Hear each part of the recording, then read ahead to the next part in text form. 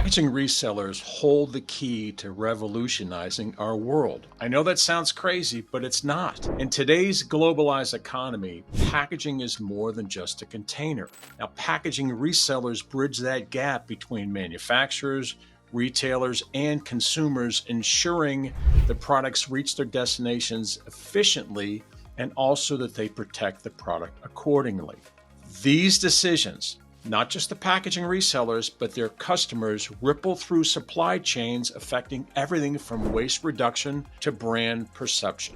Now, as 2024 unfolds, the opportunity to boost margins and propel growth has never been greater. The time has come to elevate your business to new heights. Let me explain. First of all, we have to start focusing on different industries.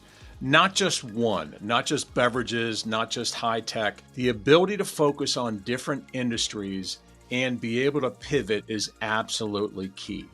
I remember back in the old days going from the Hoover Company to Moen Faucets to Corning Glass, and every single one of them used something different. Now, again, it's important here that we understand that not everybody is going to use the same type of packaging. We have to be able to offer them what they need. We have to be able to kind of go if they want paper, if they need plastic, if they want something that's more recyclable or returnable or reusable. That's all part of partnering with our clients, not just being a salesperson. Okay? Now, how you get to this is very, very critical. Let me tell you a quick story. Back in the days with the Hoover Company and Moen Faucets, and everybody used something different. You gotta be able to find suppliers that can work with you accordingly. Not everybody is going to sell you one thing, but the Moens and the Hoovers and the Craftmaids and the Corning Glass, they all are going to need your expertise. It's up to you to find that. And how do you do that? You actually partner with them and ask questions. Here's the biggest thing that I find packaging resellers have the hardest time doing. They're focused often on the solution. They're focused often on getting the sale. They're focused often on filling out a report. We visited the Hoover Company, or we got over here. Here's what I'm saying. If you don't take the time to ask questions and then be able to act accordingly, for example, the Hoover Company, they don't necessarily need my help selling them brown corrugated boxes. They needed help at the time selling them a special type of film that didn't scratch their vacuum cleaners. What I'm getting at is, if you don't ask the questions, where's the opportunity? Where's the pain point? What's the problem you're having, Mr. Customer? Why are you having that problem? How long have you had that problem? What have you tried before? What have you tried before and failed? What worked and didn't? All these things are clues that your customer is trying to give you. But if you're only focused on your solution, only focused on what you think you can sell them, you're going to lose. When you're a partner with your client, you're able to look at a whole bunch of different types of packaging and marry them together. This is where, being a packaging reseller, we have the opportunity to change the world. So many of these companies have only been one-trick ponies, and that's not us.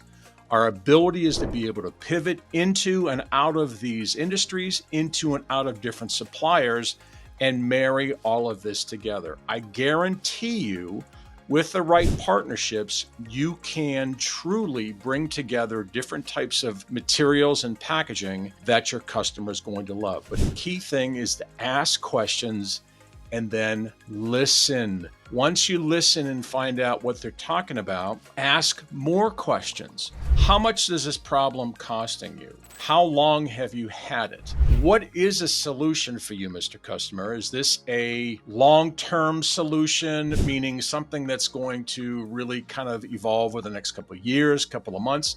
Sometimes these guys are giving you their problems, but the problem is only going to last a couple of weeks. We got to know this because as packaging resellers, we don't want to waste our time. A lot of these companies and a lot of these buyers or people in decision-making positions, if we don't ask, they don't care. They're just going to have us run and do a bunch of free work for them. That's a problem. Asking questions, finding out how much that problem is costing them, finding out what have they tried before, finding out the big picture of this pain point. Then you can react accordingly.